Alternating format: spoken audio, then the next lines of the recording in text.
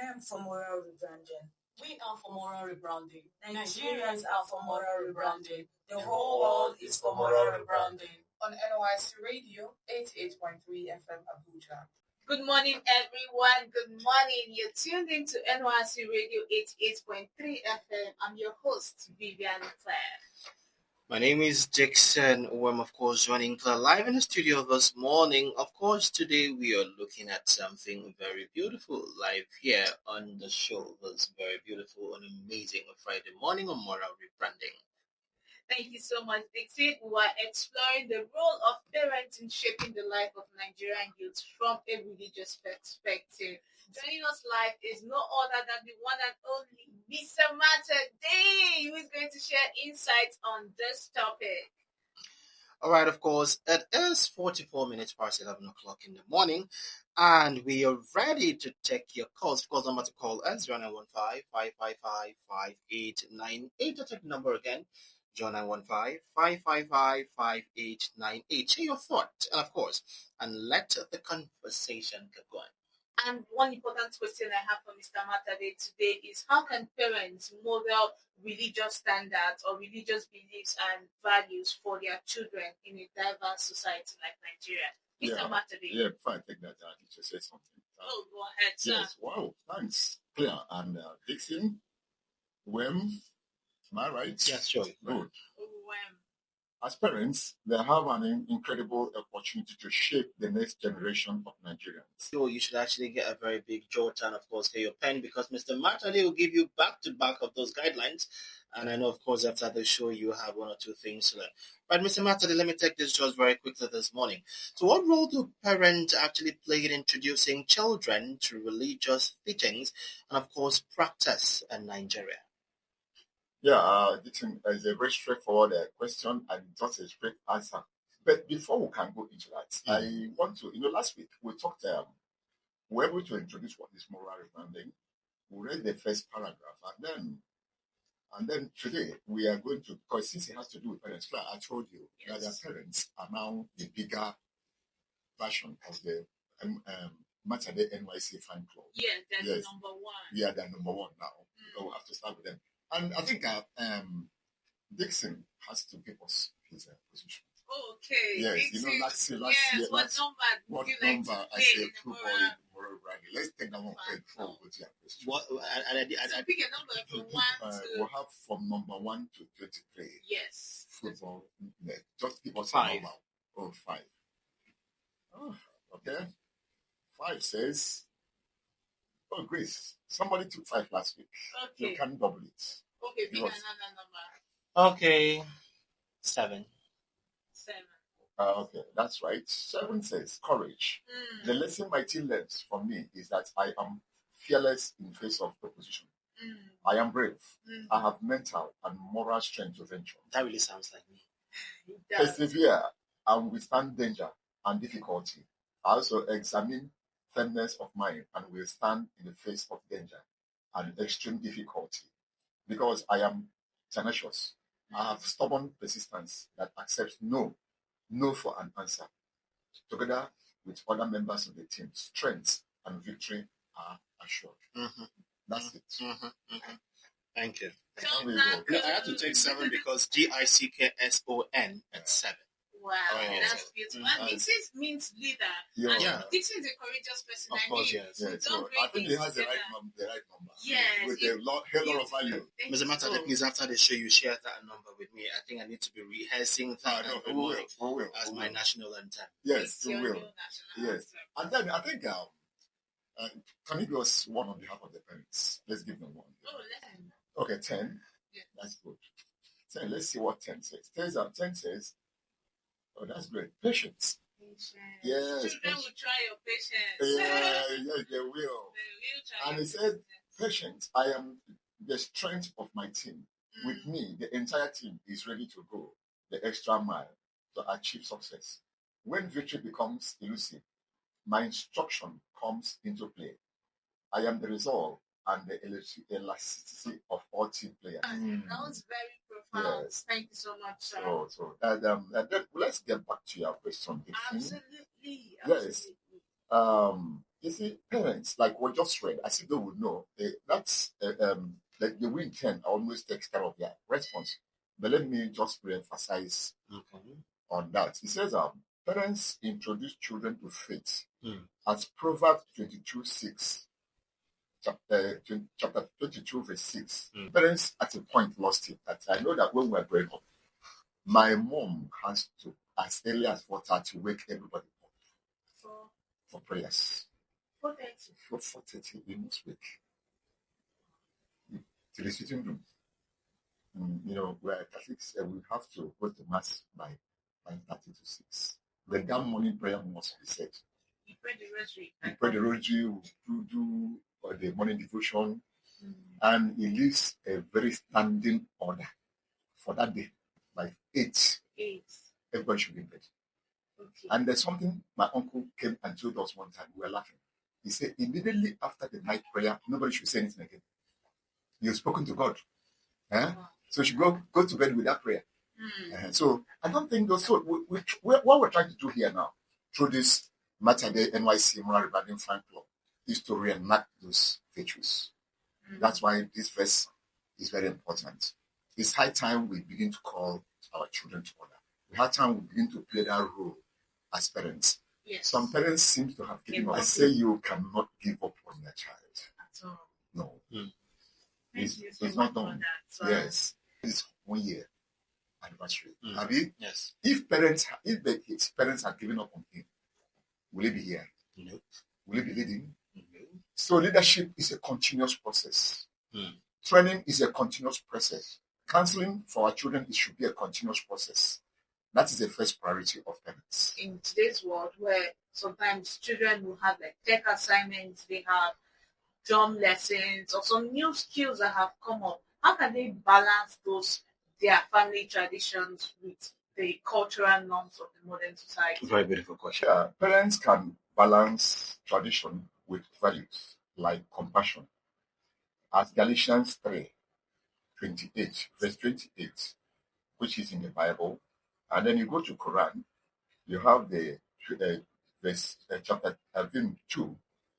Let me also use myself as an example. When we were growing up, my parents are very strict. They are very strict Christians. Very strict. Yeah, very strict, and the rate of discipline in our home was like undiluted. But yes, undiluted. It don't. And but being my kind of person, I sometimes have to go out of my way to delve into me. That's actually rare to hear, because I know Mr. MaterDei as someone that is moral first, but I would love to know this side of you too. So that was the time I'm not saying it for the first time, and okay. yes, and I think my mom at Dickson, I got a vision of my life. Yes. No, it's something similar because I have actually been in that shoes. Yes. I don't even want to share my own part of the story. No, go ahead. Let's go ahead. No, it was a very beautiful afternoon. Returned from school quite a very early, I think by past 12 in the afternoon. When I came back, my mom had prepared something very special for us, right? And after eating, she was like, "When you guys are done, just make sure you wash your uniforms and get prepared for school, do your assignment."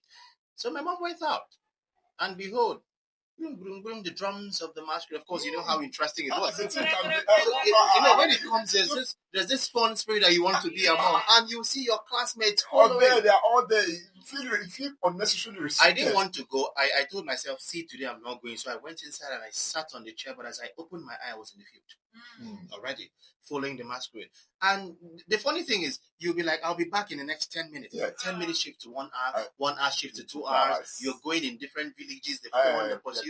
Before you know, it's 6 p.m.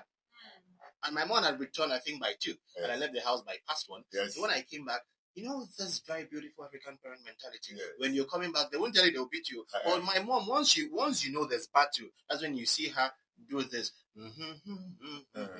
Once you hear that, just run away. Then when I came back, she was like, "Welcome, how are you?" I said, "I'm fine, thank you." She said, "Are you going to eat?" I said, "Yes." As a kid, the mentality was not this wise. So I was like, this is what my mom is asking. So I fell to it. I ate, she fed me, gave me food, even gave me money to buy biscuits. I was so happy. Then past it, I was so happy. I went to hug her, sat on her arms, I slept. Then she carried me to the room. Yes. Even called me later on to go, urinate and so on. by 1 a.m. Precious hour. Behold the precious hour. Yeah. She now came and tapped The me. time has come. How are you? I said, I'm fine. I said, do you remember when I asked you not to go out? I said, yes. Yes. He said, okay, now you can shout and call the neighbors. They are all Yes. asleep. Yes. And behold, the beating drum came. You see canes of different. My Remember there's water cane, the one that Yeah. Ah. Don't even go for that one. You better go for the one that is so strong. Uh-huh. Don't go for that. a lot.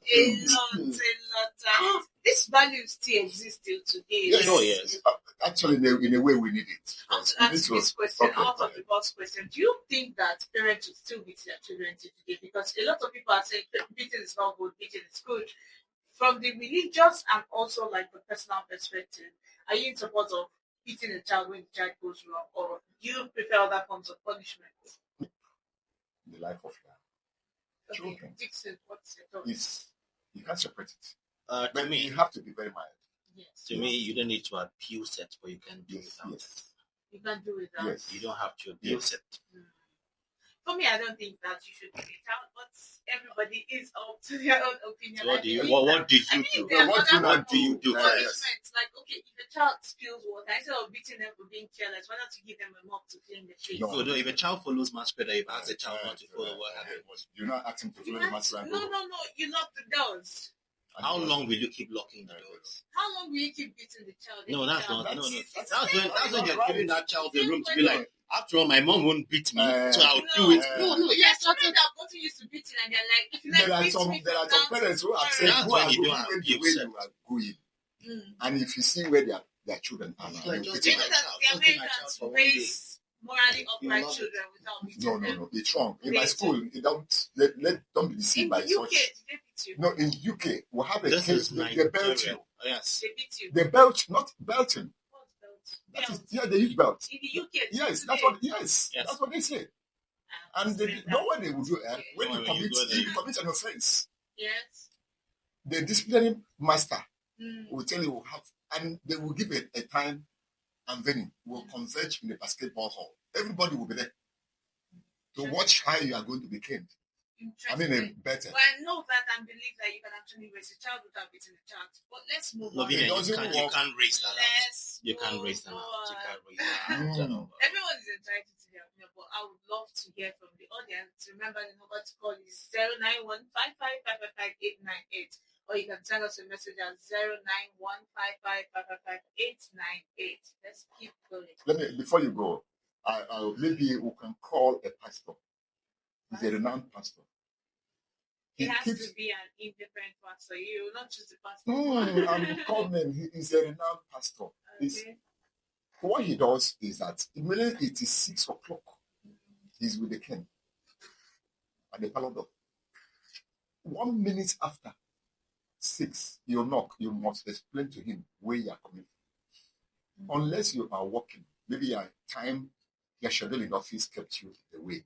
But if you are not working, you must tell me with the king. But do you know that children can And actually... today, the children, there are about 5 of them.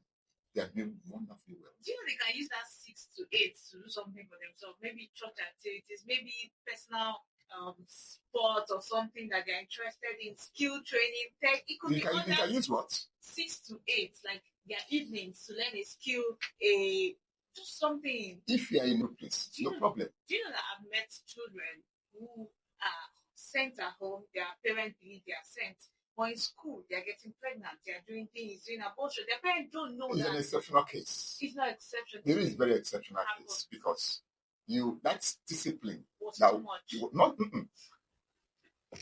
I tell you. Let me tell you again. Do you know that even when I went to UK, I was home for a break. 1977, my stepmom was getting married. I felt, somebody that's gone to UK, I was only for 4. I felt I'm a big boy.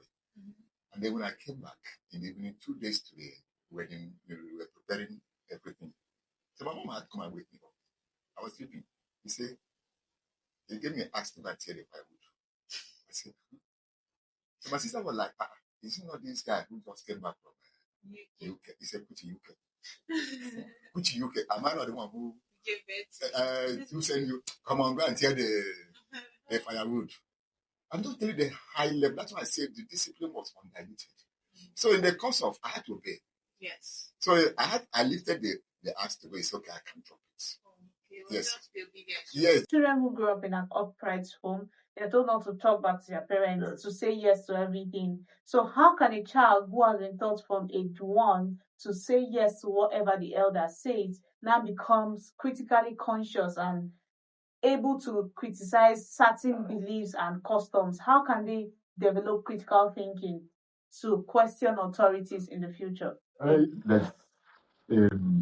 There's a lacuna from the way the African parents bring up their child. Yes. And UK, I mean, when you get to Europe, despite the fact there's some high level of discipline in bringing up their children, they are very courageous because they're two different things. Yes. Courageous, being brave. At times when their parents do something, they will tell you, they'll ask the question. That an English child will stand up and tell you, Dad, you're my dad, but you're not my friend. They quietly tell you. Such things are not obtainable in Africa. Yes. African children don't question. They don't question, which is at times you need to ask questions because it will help you. But before we do that, you can go to. He said parents can encourage questions, as Proverbs chapter 1 verse 5 and Quran 39:9, promoting seeking knowledge. Questioning an authority is quite different from what you said, seeking knowledge. You are in doubt of what your parents told you. It's something you can still go back. That please, can you clear me on this? I don't quite understand. I mean, it's quite different that you're querying your dad or your parent. There are two different things. The Bible said, and the Quran said, seek knowledge and counseling. And your dad quite like my leader, he will respond to you.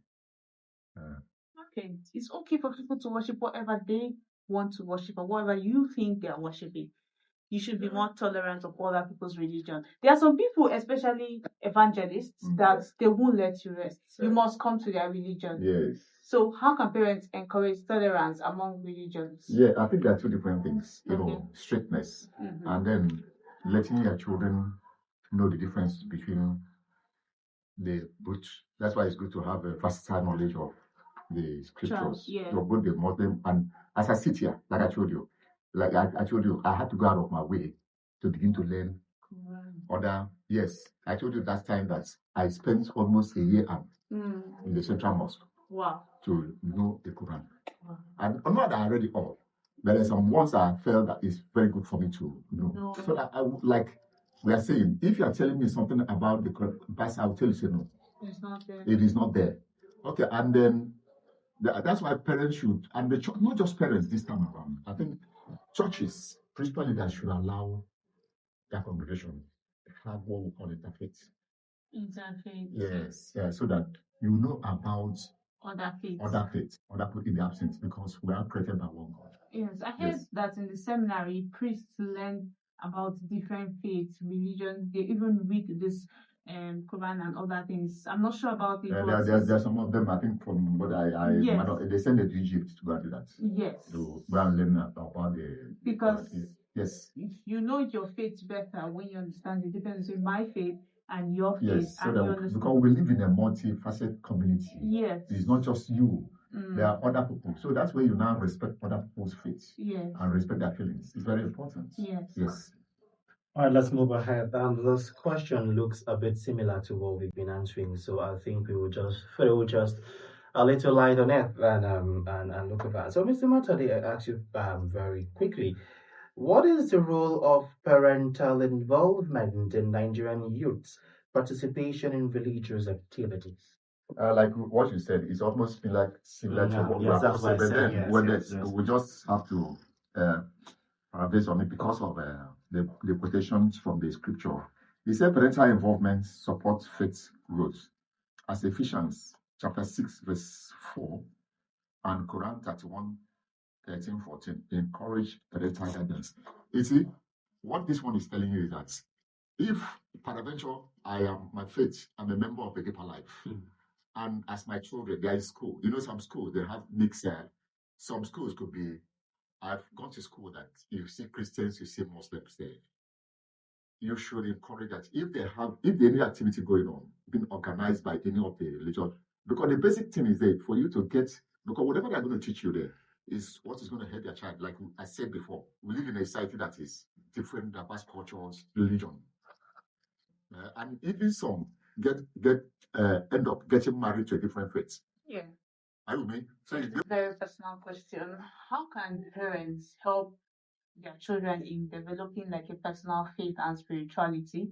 We've seen people who are church goers, mosque goers. They go to church every Sunday, they go to mosque every Friday, but they don't practice that faith. They understand the Quran, they understand the Bible, but they don't do what the Bible says or what the Quran says.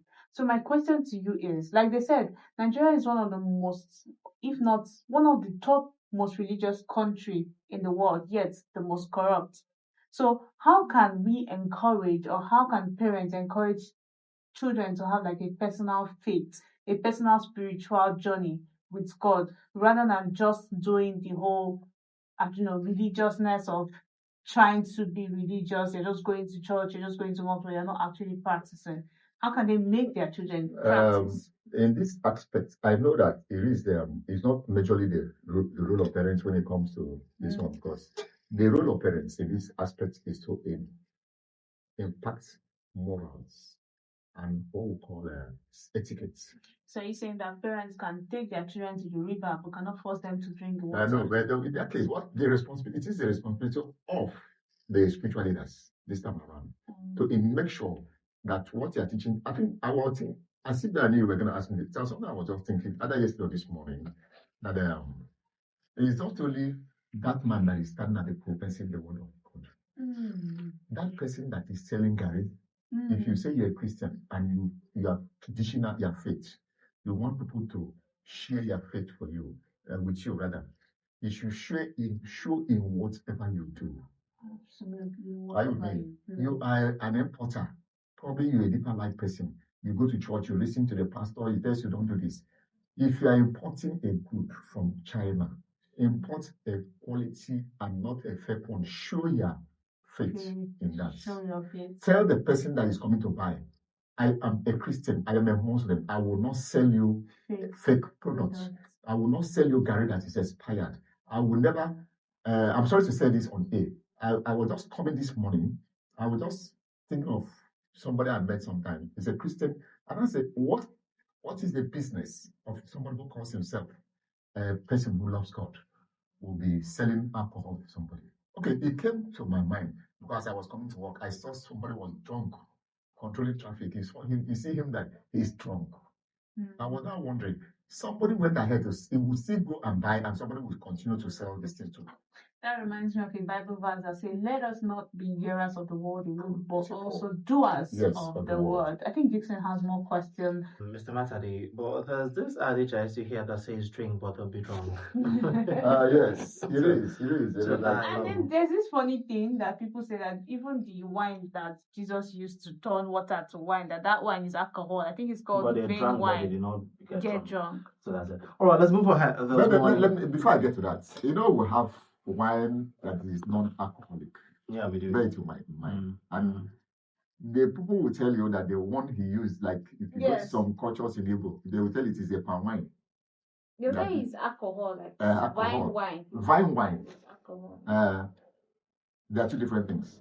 What are the implications of parental influence on Nigerian youth religious identity? Yeah, parental influence shapes faith identity, as Proverbs 27 tells you. Quran 25:4 emphasizes on righteous heritage. That's what I'm just saying. Now, there's a second point you get in life. You should know what you want. You should know where you're going. You should know how to go about what you want. Like I told you, I took a personal decision that I will not. If my wife opens a shop and I come there, I see there are certain things, I see them, you will not be happy with me. We're not even talking about God. Like if I go to chemist, I see people who sell condom. I get. For married people. Yes, they still use it. No. I think we created a time. Maybe they should tell us more about that. The moral implication of those things. Okay. Yes. Okay, let me just briefly this. Somebody created, I'm sorry to say it, somebody somewhere maybe in the far country, created this condom of a thing.